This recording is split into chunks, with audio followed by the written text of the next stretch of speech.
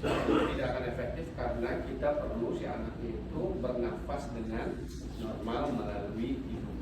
Ya, dia tarik nafas melalui hidung dan keluarkannya juga lewat hidung. Karena kita harus memastikan dia bisa berhirup dengan baik supaya bisa mempengaruhi nanti ketika masa si anak itu kita kontrol, dia tenang, sudah baru bisa dilakukan perawatan.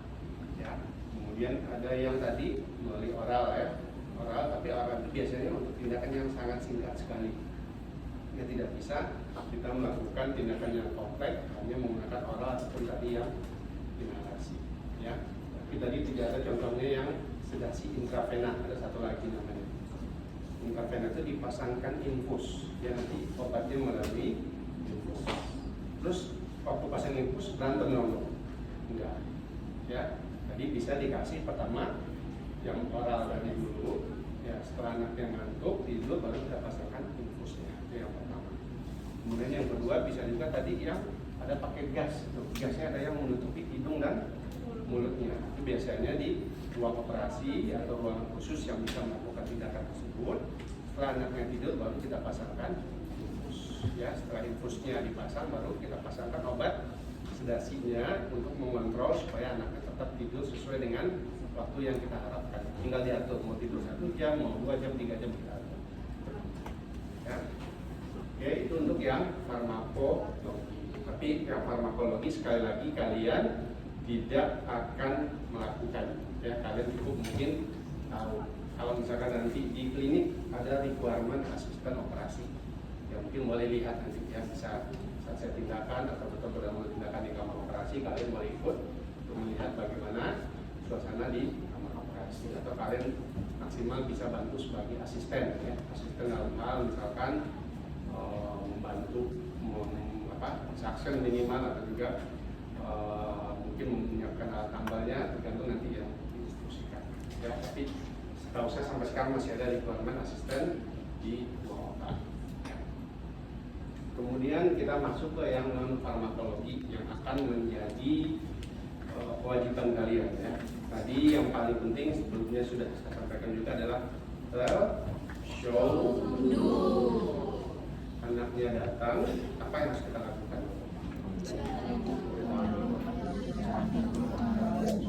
Itu sudah masuk ke show do-nya. Oke, tapi coba dari situ. Kalau masuk dari situ ditanya, kamu pasien, ibunya ya, dokternya ibunya, dokternya ya.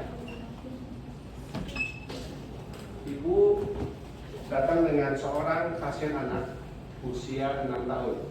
Ya. Abi, ini ceritanya saudara, ini ceritanya. Sebentar. Ini pasien 6 tahun, ya datang ke dokter gigi dengan keluhan gigi bawahnya udah goyang, ya. Jadi mau diperiksa oleh dokter giginya. Ya, coba nanti dokter giginya menjelaskan. Coba saya melihat dulu. Ya nanti kita koreksi sama-sama ya. Kalau show-nya udah benar atau belum. Ya. Silakan. Perawat ya satu. Ya jadi perawat nih. Ya bantu dokternya grogi. Ya. Tok. Ya. Sudah masuk silakan. Pasien lagi silakan masuk.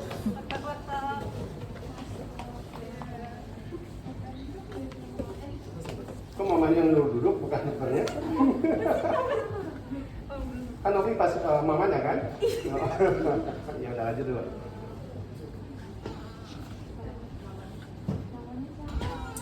Abi dong. Ih, Umurnya 10 tahun. Abi. Naik. Ya nggak tahu dok. Ini kalau makan giginya sakit dok.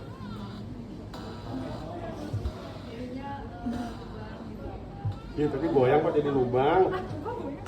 Depannya goyang tadi.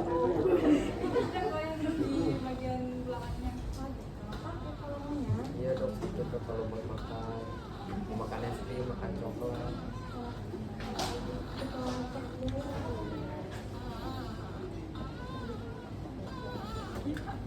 Karena anak-anak. Ya dok.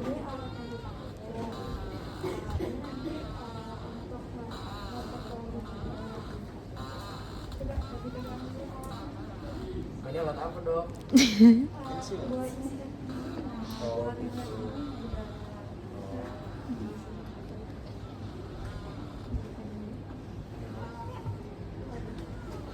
Tapi kalau misalnya dites tuh nanti kan kayak gini, sakit nggak?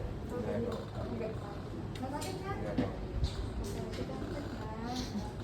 Ada kok sakit. Ada nggak? Kalau sakit silakan ya. Ya, untuk tahap awal pakai ya, saya lihat dulu. Oke, boleh duduk lagi. Kira-kira tadi ada yang perlu ditambahin nggak? Berpendapat nggak? Kira-kira apa sih yang harus kita perbaiki? Bu Mera ada pendapat?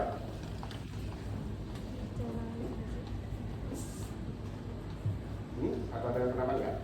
Daniel ada pendapat Daniel? Apa yang perlu kita perbaiki tadi? Ini coba kita review lagi ya tadi pasien usia 6 tahun. Keluhannya adalah giginya goyang, gigi bawahnya goyang. Ya, saya tahu kalian belum sampai ke tahapan pencabutan ya, apa namanya, CSL-nya. Tetapi yang harus disimpan di kepala kalian adalah ini anak 6 tahun, giginya goyang. Itu artinya harus dicabut, udah waktunya dicabut, ya. Karena gigi bawah itu umumnya rata-rata akan berganti dengan gigi baru pada usia 6 tahun. Bergantinya pada 6 tahun plus minus 1 tahun, ya. Bisa 5 tahun lebih sedikit, bisa juga 7 tahun kurang. Ya, itu biasanya datang dengan keluhan, dok giginya goyang dok, atau dok gigi bawahnya ini udah belum goyang, tapi kok udah kelihatan ada gigi baru yang muncul. Ya, itu dua hal yang sering terjadi pada anak-anak usia 6 tahun. Tadi itu masih gampang, pasiennya belum saya suruh, pasiennya anak rewel. Ya kan, tadi pasiennya saya bilang cuma Abi 6 tahun duduk, gitu kan. Kalau nanti saat misalkan ada di skenario, saya bilang anaknya anak nakut. Ya, itu beda lagi cara penanganannya. Atau anak yang histeris, atau anak yang keras kepala, ya. Atau anak yang sebelumnya ada riwayat sudah mengalami ketidaknyamanan di perawatan yang sebelumnya, itu pasti hal yang berbeda. Tapi kita tadi ceritanya pasiennya mungkin giginya tidak ada yang berlubang, giginya bagus, cuman yang diperlukan adalah giginya tadi goyang. Jadi pertama-tama kalau pasien itu datang, apa yang perlu kita lakukan? Sapa apa? Dokter, gimana cara nyapanya? Halo Ade. Halo Ade, terus apa lagi? Terus kalau gini, kalau datang dibiasakan di kepala kita, ini orang begitu sakit. Ya, kalau sakit apa? Kira-kira apa? Aku nggak sakit dokter, aku cuma mau melihat gigi. Ya, jadi ini kan tadi ada Novi sama Abi berdua. Yang disapa ibunya apa anaknya? Anaknya. Apa anaknya, ibunya pura-pura nggak ada kita ya. Jadi dulu, halo Abi, halo anak hebat, namanya siapa? Ya, atau anak apalah gitu, kalau ada anaknya cewek, atau halo anak cantik, pokoknya dipuji dulu ya. Ya kalau Abi kan nggak mungkin kita bilang halo anak cantik ya. Oke, halo, kemudian ditanya namanya siapa? Ya, karena kita harus mencoba membuka obrolan dulu dengan dia. Ya, kita lihat lagi posisinya gimana. Kalau anaknya tinggi kita cukup kayak gini. Tapi kalau anaknya kecil kita sambil halo namanya siapa? Ya sambil kita ingat sambil eye to eye ya. Kalau mata kita itu harus sejajar karena itu membuat si anak itu merasa oke, ini dokternya baik. Oke, ini bukan sesuatu yang akan mengancam saya. Ya. Jadi setelah datang kita bisa pada halo namanya siapa? Saya kata Sabi, ini bajunya bagus ya. Ini bajunya bagus. Habisnya mau pergi kemana ya? Itu bisa dipanggil lagi, ditambah kamu udah sekolah belum? Misalkan dia masih 6 tahun. Udah dokter, di mana sekolahnya? Dia sebutin ya. Itu di mana ya? Teman-temannya banyak. Coba dipancing terus. Ya, kalau udah nggak dia agak gimana ngomong lalu. Setelah itu apa yang kita lakukan? Apa yang kita lakukan?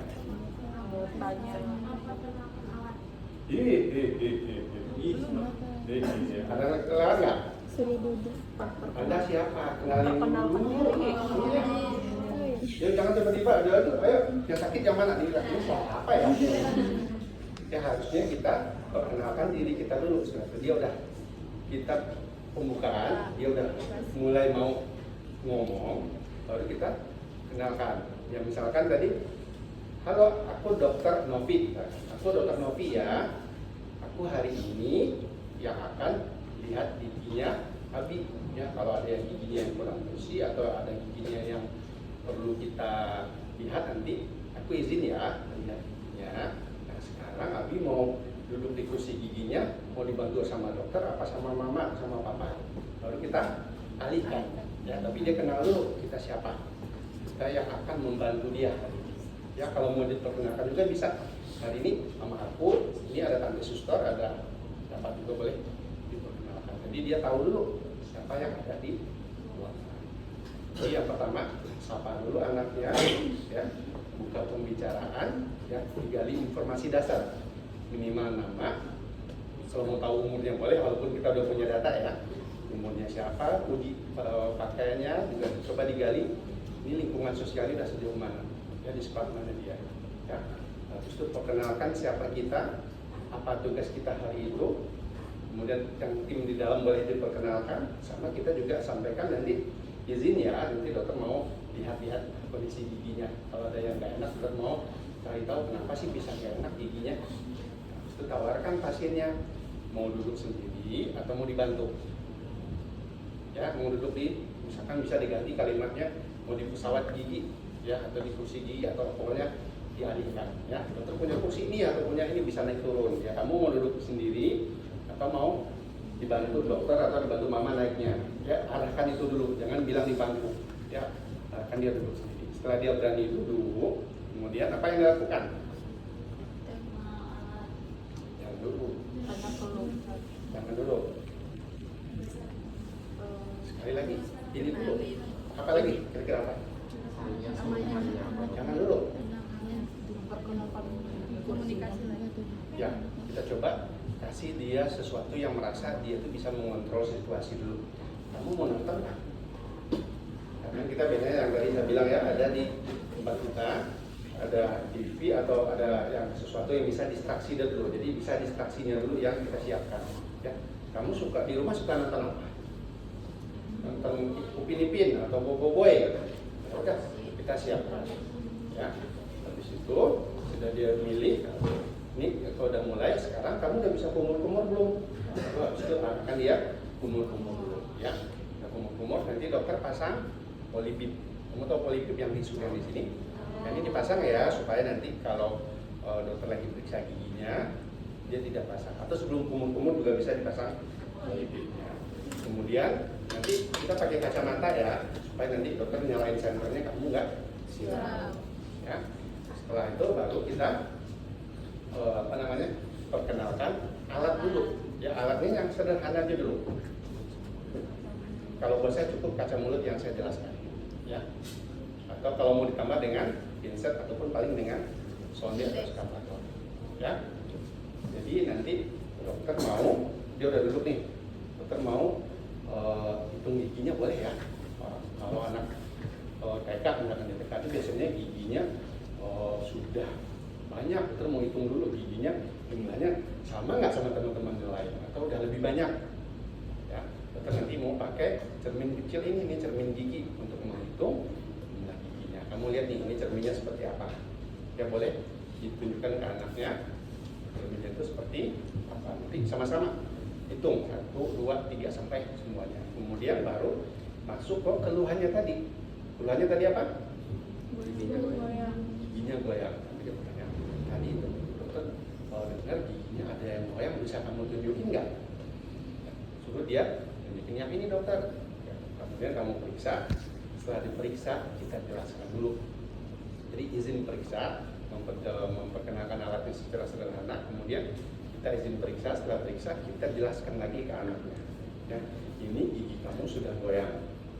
Artinya kalau goyang ini adalah gigi barunya mau muncul.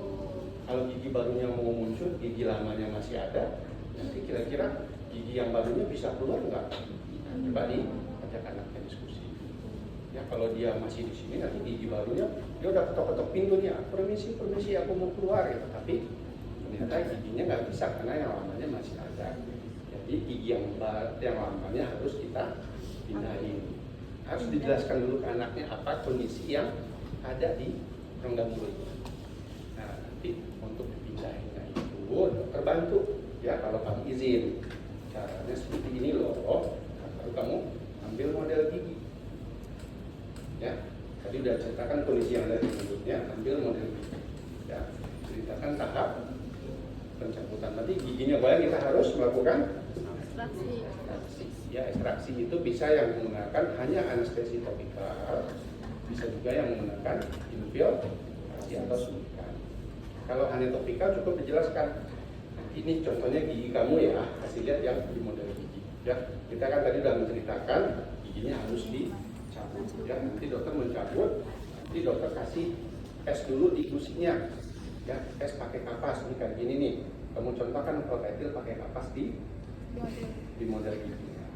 Habis itu bisa ditanya juga, kalau es itu rasanya panas apa dingin?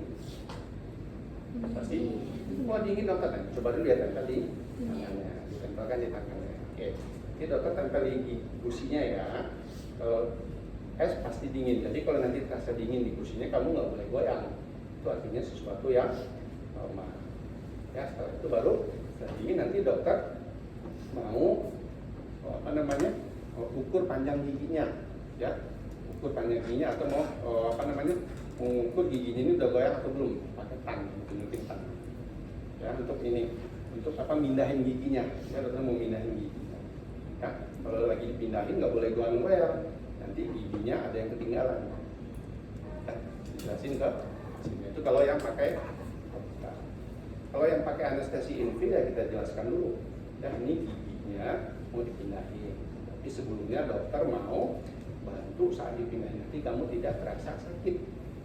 Jadi pertama-tama dokter mau oles-oles dulu di gusinya. Kita pakai topikal. Ya, kamu lihatin contohin di modelnya.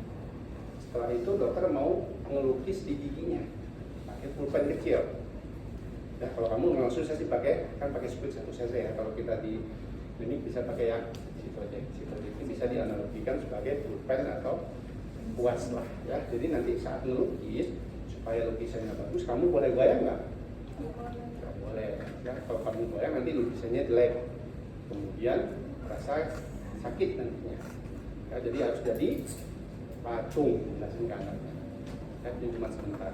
Itu kita setelah dikasih dokter ngelukis nanti giginya itu akan tidur. Setelah tidur biar gampang dipindahinnya, dia nggak lari-lari. Ya, dijelasin seperti itu dengan bahasanya. Ya, jangan sekali-sekali baru duduk pasiennya suntikan ya, ampul ya. Nanti depan anaknya patahin ampul, pakai yang split 2 cc. Kan ya deh ya, ini paling sakitnya bisa ditahan lah. Ya, pasti anaknya nggak akan mau. Pasti dia akan berhenti. Sudah seperti tadi pun ya belum tentu anaknya bisa. Itu tapi kita minimal sudah meminimalisirkan ya. Setelah itu baru dan diceritakan semuanya tadi, kita tanya lagi ke adiknya. Oke, sekarang kita bisa mulai. Dokter mulai untuk melukis di giginya, di gusinya. Baru udah izin. Oke. Tadi ingat ya semuanya tadi apa yang udah diceritain. Nah, sekarang kumpul sekali lagi kita mulai. Ya, kalau dia muslim bisa, ayo kita baca doa dulu. Kalau agama dia selain muslim bisa arahkan orang tuanya untuk memimpin doa dulu. Nah, setelah itu kita mulai tindakannya. Ibunya mau kamu mau didampingin mama boleh sambil pegang tangan. Kan mama atau lagi depan penting kalau saat anestesi adalah nggak boleh goyang. Tidak boleh goyang. Tapi kamu juga jangan anak juga nggak goyang, kamu anestesinya nggak benar juga ya. Itu perlu skill dilatih juga. Ya, tangannya udah belum apa-apa udah gini ya pasti sakit anaknya gitu. Ya, tremor itu psikologis juga anak itu akan tahu kamunya pede apa tidak. Ya, dia tahu ini dokternya stres apa enggak ada bicara. Ya, itu mempengaruhi psikologis sih. Kalau anaknya nyaman ya kalian juga akan nyaman. Itu saling koneksi. Dan juga nanti ke ibunya diingatkan, ibu selama saya tindakan jangan pernah sekali-sekali ibu ngomong sakit ya anak, sakit ya anak. Itu akan mengganggu. Biasanya kita udah jalan nih anestesinya, kita udah mulai mau pakai band, kita udah mau pakai tang. Ibunya kita baru mau nyoba sakit ya dok, sakit ya anak, anaknya udah. Ya jangan kata-kata sakit itu dihilangkan, kita jangan menggunakan istilah itu. Ya itu akan membuat si anaknya fokusnya ke sakitnya, bukan juga fokusnya tidak sakit. Kalau bisa kita fokusnya nggak sakit, nggak sakit, nggak sakit. Itu yang kita tanamkan, kita cuci otak si anak. Ya, kalau sudah seperti itu, baru kita lakukan, ya lakukan pelan-pelan. Setelah lakukan baru dilakukan pencabutan. Atau habis itu bisa juga dibikin trik kecil, sulap misalkan. Yang anak-anak tuh suka surprise kayak gitu. Jadi misalkan dari cabut nih, kamu cabut, dia nggak akan tahu itu dari cabut atau belum. Kalau misalkan kamu apa namanya nggak kasih tahu dia, gitu. Dia pasti tegang kalau yang pertama. Dan giginya udah keluar, nanti oh nih agak keras giginya ya. Pakai ini kamu pakai batuk deh, coba kita coba batuk aja ya, coba kita coba. Giginya udah dipegang di tangan nih, pakai coba bentar ya, ya ini agak coba batuk deh. Nah di batuk perut udah keluar. Jadi otomatis akan ngerasa oh ini dokternya pakai sulap doang ternyata bisa gigi saya keluar. Ya itu akan satu SD-nya akan tahu dokter di sana bisa pakai sulap. Ya serius itu akan mempengaruhi atau satu sekolahnya itu atau minimal satu kelasnya itu akan ngapain dok saya mau kayak sulap kemarin teman aku yang kemarin itu akan itu marketing halus ya secara halus untuk ke si anaknya melalui teman-teman dan orang tuanya kalau anak kita pasti nurutin kalau yang namanya anak-anak itu pasti akan biasanya diikuti kalau orang tuanya memang peduli dengan kesehatan. Oke, itu kita lakukan tindakan itu digigitkan tampon seperti itu. Tampon gigi ini ya kapasnya selama setengah jam, jangan dipakai makan dulu. Ya setelah setengah jam baru dibuka kapasnya, kamu nanti makan atau minum yang dingin. Ya, itu contoh sederhana. Ya, manajemen perilaku sederhana untuk misalkan giginya yang tapi bisa juga kalau kasusnya giginya berlubang. Ya, bisa juga tadi ada yang giginya goyang. Tapi untuk sekarang saya prinsipnya adalah giginya mau goyang, mau persistensi, tetap saya mengatakan kalian untuk infill ya. Kenapa? Kita nggak tahu walaupun giginya udah goyang sekali, tapi kadang-kadang yang namanya resorpsinya itu tidak beraturan. Ya, jadi kadang-kadang kalau hanya mengandalkan topikal, takutnya ada yang ketinggalan agak panjang itu masih membuat nggak nyaman. Jadi pasiennya malah sakit. Ya, jadi lebih baik kita infill. Ya, tetap infill mau udah derajatnya segimanapun goyangnya tetap kalau saya sarankan infill. Tapi kalau kalian betul-betul yakin ini ditiup lepas ya udah nggak apa-apa pakai topikal. Tapi kalau goyangnya masih derajat awal ya dan gigi barunya sudah mulai muncul sebaiknya tetap karena membuat anaknya akan lebih nyaman dan juga melatih keberanian si anak ya untuk nanti selanjutnya itu dia tenang dengan tindakan seperti itu. Oke, itu untuk anak-anak yang usia sekitar 6 tahun. Kalau anak bayi gimana? Kalau anak bayi yang datang bayi usia 1 tahun. Saya udah pernah saya pasien 1 minggu saya pernah cabut gigi pasien 1 minggu. 1 minggu. Blok 8 ingat nggak kuliahnya ada apa? Natal tip, dengan Natal tip. Oh iya. Ya. Oke, itu 1 minggu pasiennya dok. Ini di anak saya giginya muncul. Ya Pak cabut, dok tunggu 1 bulan ya dok. Udah sekarang aja Pak. Ya akhirnya dicabut. Ya tapi kalau kayak gitu yang penting adalah posisinya ya, jangan sampai kayak gini ke belakang. Ya itu nggak usah anestesi juga, paling topikal udah langsung cabut karena tidak ada akarnya. Biasanya yang nakal itu. Oke, ada pertanyaan?